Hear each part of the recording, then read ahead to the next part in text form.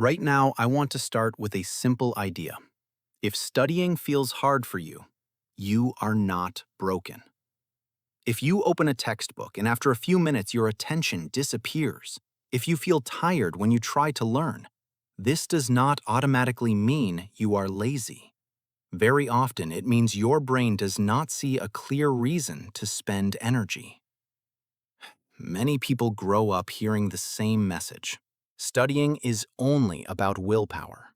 Sit down, open the book, focus harder, repeat the information until it stays in memory.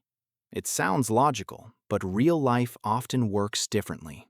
Sometimes you read a page and remember almost nothing. Sometimes you read the same paragraph several times and still do not understand it. Sometimes you try to concentrate, but your mind moves somewhere else. So what is happening? Is it laziness? Is it low intelligence? Or is the brain doing something normal? Here is a quick check. If you can focus for hours on games, videos, or a hobby, your brain can focus. So the question is not if you can focus. The question is when the brain decides it is worth focusing. Shame will not help. Shame does not create meaning. Meaning creates focus. In this video, we keep the same meaning, but we explain it in a clearer and more practical way. We will talk about why the brain protects energy, why last-minute studying happens, why language learning often fails in school, why memorization alone is weak, why forgetting is normal, and how adults learn through real tasks. If you understand this, you can finish education with less stress and more control. One more thing before we continue. People often confuse discomfort with a personal problem. Studying can feel uncomfortable simply because the brain is uncertain. Uncertainty feels unsafe, and the brain prefers safe and familiar actions. That is why you can feel a push to do something simple and familiar, like scrolling. This is not a moral failure. It is a signal that the brain needs clearer steps and clearer purpose. The brain is powerful, but it is also expensive for the body. It uses a lot of energy, so it constantly evaluates what you do. It asks a quiet question. Is this important right now? If the answer is yes, the brain gives you attention and motivation. If the answer is unclear, the brain slows down. That slowdown feels like boredom, tiredness, and distraction. Your eyes move across the page, but your mind is somewhere else. You want to open another tab. You want to check messages. You want to do anything that feels easier. Many people call this laziness, but often it is the brain saving resources. The brain also prefers clear feedback. If you do something and you see progress, the brain stays engaged. If you do something and you see nothing, the brain searches for a better reward. This is why vague studying feels heavy. The brain cannot measure success. Think about two situations. In the first one, you watch a good video for 1 hour. New ideas appear, emotions appear, the story moves, and your curiosity stays active. In the second one, you read a dense chapter for 15 minutes. The reward is far away, and the brain cannot see a clear result. That is why attention falls. If we want learning to work, we must give the brain meaning and small wins. This is also why the brain loves clear tasks like levels in a game. You see what to do, you see progress, you see reward. A textbook chapter often has no clear finish line inside it, so create one. Decide what success means for the next 15 minutes. 1 page understood. 2 definitions explained in your own words. 3 short questions answered. These small finish lines are fuel for attention. Now let us talk about a classic student pattern: studying only right before the exam. From the outside, it looks irrational. People say it is bad planning or lack of discipline. But from the brain perspective, it makes sense. When the exam is tomorrow, the situation becomes clear. There is a deadline, there is a consequence, there is a visible result. Pass the exam, finish the subject, move forward. Suddenly, the brain recognizes importance. And when importance becomes clear, energy appears, focus appears, motivation appears. That is why some students can do in one night what they could not do in 1 month. Is this a good strategy? Not really. It creates stress, it harms sleep, and it usually produces shallow understanding. But it teaches an important rule. The brain works best when the goal is clear and close. You can use this rule in a healthier way. Instead of waiting for panic, create a small deadline for a small part of the task. Not one huge goal at the end, but weekly goals, or even daily goals. When the brain sees a short finish line, it works better. This is not a trick. This is how the brain is designed. If you want to study earlier, copy the useful part of the last-minute system. Make the goal concrete. Make the deadline close. Make the task small. For example, instead of saying I will study physics, say I will solve 5 problems from this topic today. The brain responds to concrete tasks, not to big abstract plans. To understand learning, look at how adults learn outside school. Adults usually learn through solving problems, not through abstract theory, but through real tasks. Imagine a simple situation. Something at home breaks. Maybe a door handle stops working, or a sink begins to leak. What do? Most people do not start reading a big textbook from page 1. They search for a direct solution. They watch a short guide. They try the steps. Sometimes the first attempt fails. Then they try again. After the problem is solved, they remember the process clearly. Why?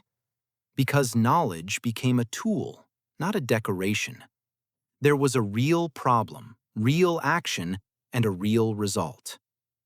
Real learning often looks messy. People test an idea, fail, adjust, and try again. Each attempt gives feedback, and feedback is what builds skill. School often hides feedback behind grades, but real life gives feedback immediately. You either fixed the sink or you did not. You either understood the client or you did not. You either made the video work or it does not work. This is why practice changes everything. When theory meets action, the brain builds stronger connections, and those connections are easier to use later. The brain stores useful knowledge carefully because it expects it may be needed again. Notice another detail.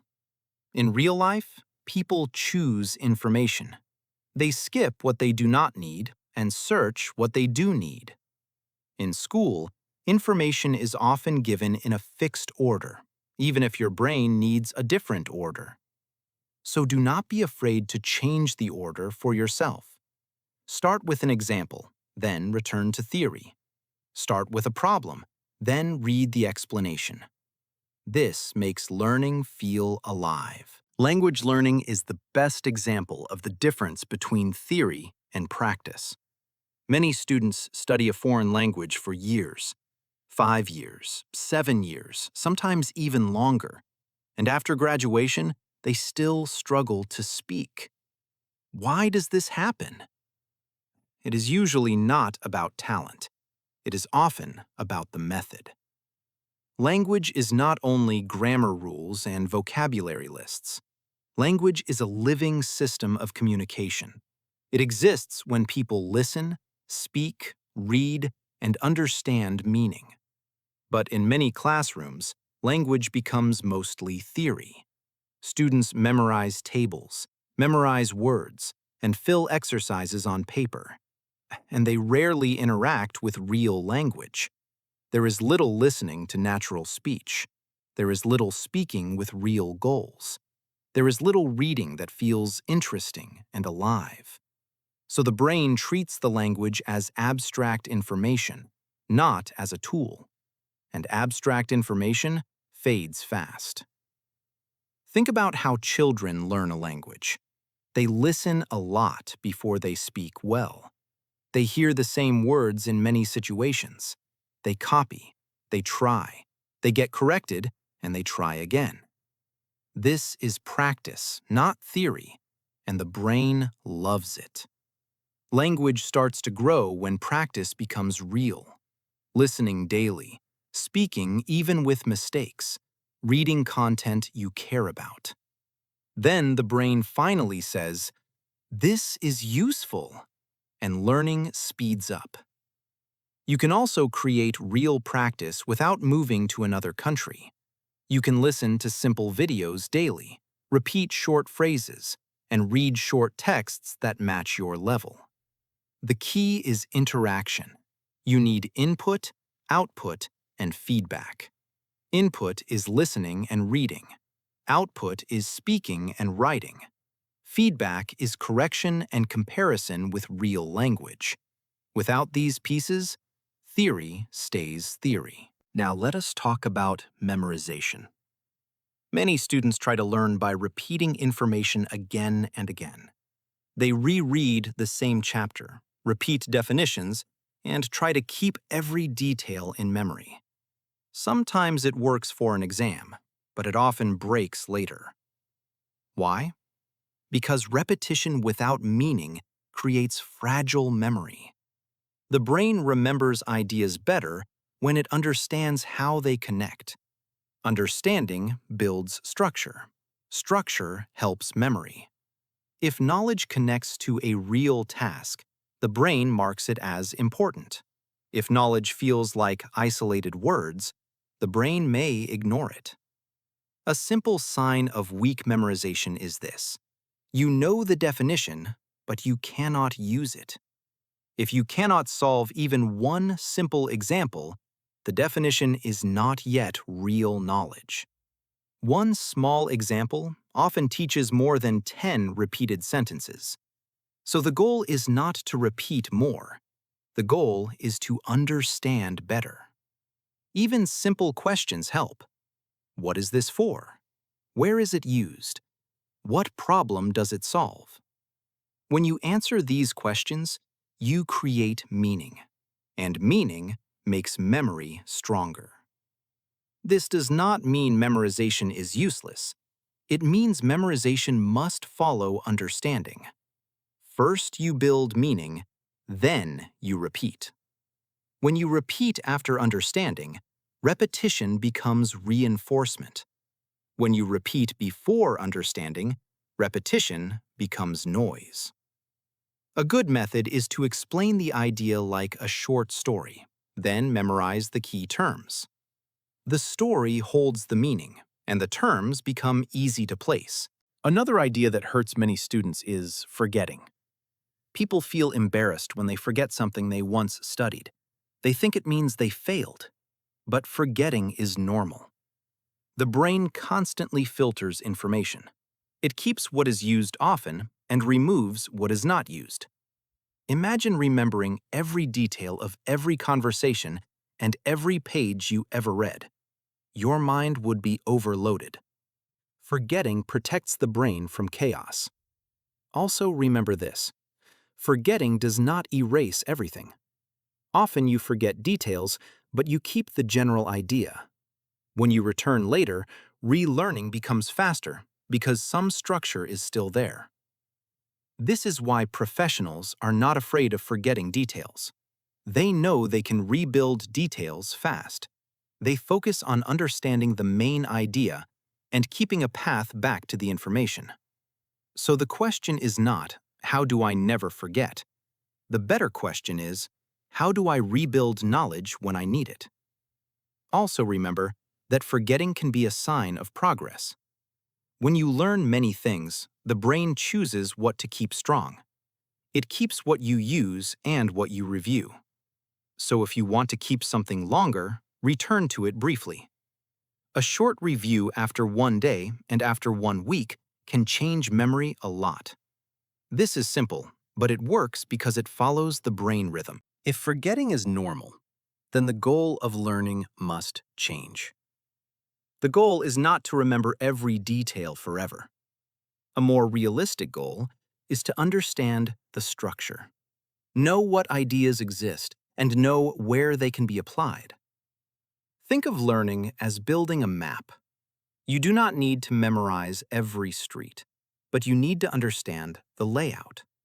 Then, when a real problem appears, you know where to look. This approach reduces pressure. Instead of trying to store everything, you focus on the parts that matter. You also build a skill that is very valuable: fast recovery of knowledge. You remember the main idea, then you refresh details from notes, books, or good explanations. This is how adults learn in real life. They do not carry an entire library in the head. They carry a map, and they know how to find what they need. This is not weakness. This is efficiency. This is why tools matter. Notes, flashcards, summaries, and small checklists are not signs of weakness. They are part of a smart system. The goal is not to prove you remember everything.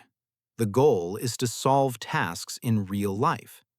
If a system helps you recover knowledge quickly, it is a strong system. Professionals rely on systems all the time. Now let us make this practical. Most subjects can be placed in 3 categories. First category: difficult but useful. These subjects matter for your future work, but they can feel impossible if the foundation is missing. If a subject feels like a foreign language, it often means you missed basic concepts earlier. The best move is to go back and rebuild the base, step by step. Second category: required but not central. Some subjects are not very connected to your direction. In this case, your goal may be simple: pass, finish, move forward.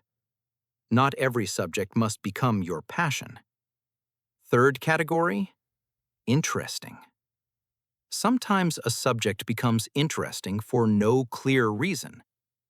When curiosity appears, procrastination becomes weaker. The brain sees reward, and effort feels easier. Many students suffer because they treat every subject as Category 1. They try to be perfect everywhere, and they burn out. When you choose the correct category, you choose the correct energy level. If you identify a subject as difficult but useful, be patient with yourself. The brain needs time to rebuild the base. If you identify a subject as required but not central, reduce perfection. You are not lowering your value, you are allocating energy. If you identify a subject as interesting, use it as a source of confidence. It can remind you that learning can feel good when meaning is present. Now let us connect everything into a practical approach. First, create meaning. Ask yourself, what is the goal for this week? What is the minimum result I need? What will I use this for? Second, use small steps. Large tasks create fear and confusion. Small tasks create progress. Progress gives motivation. Third, connect theory with practice. Even one simple exercise can make theory feel real. Practice can be very small. One example, one problem, one short conversation. Small practice still builds real connections. Fourth, do not demand perfect memory. Demand understanding and the ability to rebuild. Fifth, use honest deadlines. If there is no deadline, the brain delays. If the deadline is real, the brain focuses. Here is one practical routine. Start with 5 minutes to define the task, then do 20 minutes of work, then take a short break.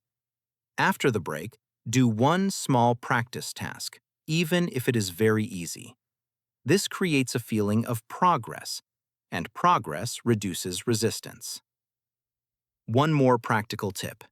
If you cannot start, lower the entry point. Open the material and do the smallest action possible. Read one paragraph. Write one question. Solve one tiny example. Starting is often the hardest part because the brain predicts effort. Once you start, the brain sees movement and resistance drops. This is why small starts are powerful. Let us finish with the main idea. Adults learn best when knowledge connects to real problems. When the brain sees meaning, it cooperates. When the brain sees no meaning, it resists. So the goal is not to fight your brain with pressure. The goal is to work with it. Connect information with real situations. Build understanding gradually. Treat knowledge as a tool, not as a trophy. If you remember one sentence, remember this: the brain follows meaning. When you create meaning and small progress, you create motivation. When learning follows this pattern, education stops feeling like endless struggle. It becomes something useful, practical, and even interesting. If you want one simple action after this video, choose one subject and turn it into a task. Not a dream, not a plan, a task. Write one question you want to answer. Then find one explanation. Then do one practice step. When you do this, you stop fighting yourself and you start building a working learning system.